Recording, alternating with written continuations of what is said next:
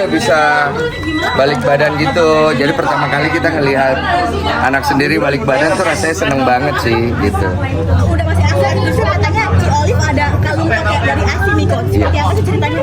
Itu kalungnya itu saya nggak tahu sih awal mulanya dia bikin. Jadi emang di kalungnya itu aslinya dia sama ada rambutnya Biel.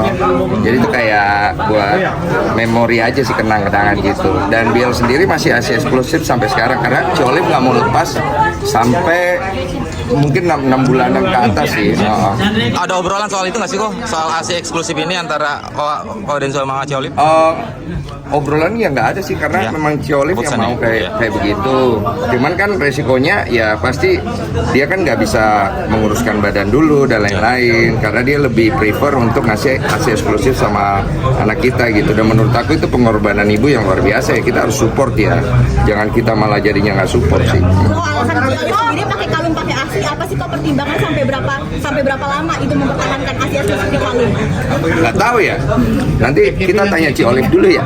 Kok tapi emang ada tradisi nggak sih? Apa? Emang ada tradisi nggak sih di keluarga Koko seperti itu barang-barang yang mungkin dianggap sebagai kenangan terindah gitu di Enggak juga sih, cuma itu memang ya terjadi natural aja sih.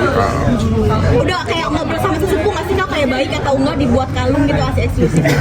Sejauh ini tidak ada masalah jadi sudah. Sudah berubahnya sih kok hidup Koko sekarang mungkin ada si kecil nih. Ya kalian bisa lihat sendiri lah bagaimana pembawaan gue sekarang. Iya.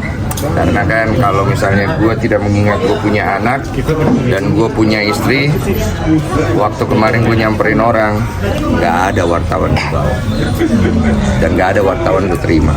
Dan lu tahu apa yang terjadi kalau tidak ada? Pasti kan bawa anak di bakal lebar mau kayak dia kayak pulang dulu. Apa?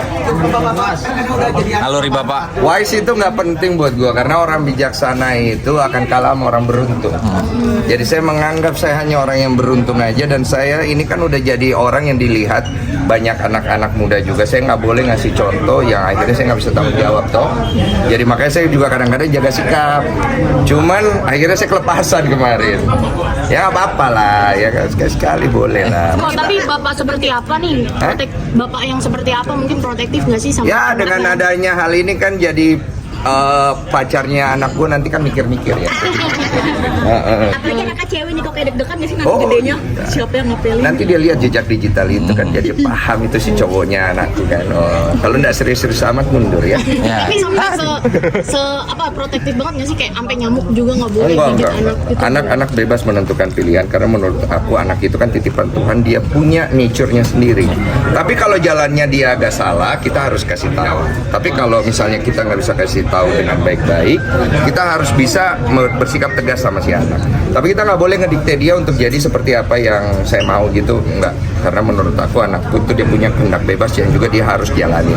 Lebih cepat pulang nggak sih kok sekarang mau ketemu anak gitu kalau? Iya, ini mau pulang nih. Nah, iya. Kok hal spesial apa sih kok yang udah dilakuin untuk Ci Olive dan anak? Hal Mungkin spesial? Iya menurut Ko Denso sendiri. Saya nggak merasa pernah ngelakuin hal spesial sih, jadi gue bingung juga ya bro. Maksud gue dengan gue belajar jadi laki-laki yang lebih tanggung jawab dan pegang omongan, menurut aku itu udah jadi satu hal yang penting juga untuk aku kasih ke anak tuh. Iya. Karena laki itu kalau omongannya udah nggak bisa dipegang, apanya mau kita pegang? Masa rambutnya, iya kan? Masa bulu-bulunya? Udah ya? Bagi tugas sama Ci Olive nggak sih kok? Apa? Bagi tugas sama Ci Olive. Bagi tugas. Satu-satu, nape? Ya. Nambah anak. Nambah anak lagi nggak ya? Tanya Ci Olive dia mengandung soalnya. Ya. Nanti kalau lu ketemu Ci Olive lu wawancara. Waduh, Tapi jadi kado terindah nggak sih di tahun ini? Iya. Kado terindah semua hal-hal yang terjadi dalam hidup gue di 2024 maupun masalah buat gue semua berkat. Tinggal kita tahu cara mengolahnya. Kok bagi tugas sama Ci Olive seperti apa sih, baby blues nggak sih awal-awal? Enggak, Ci Olive nggak ada baby blues sama sekali. Yang begadang siapa kok? Hah? Yang begadang siapa? Oh, Ci Olive begadang, saya begadang gantian aja sih karena anak ini kan masih kadang-kadang suka bangun. Jadi kadang-kadang kalau aku biasanya malam belum tidur, aku yang nemenin. Nanti kalau aku udah tidur, Ci Olive bangun subuh-subuh. Karena kan masih ASI kan, jadi Ci Olive ngompat terus. Bisa bantuan babysitter nggak sih kok? Ada babysitter satu, tapi peran kita tetap keisi di situ karena babysitter perlu istirahat kan. Jadi pada saat babysitter istirahat ya kita yang jaga lah gitu. Gimana kok? Biasa kita sweet ya.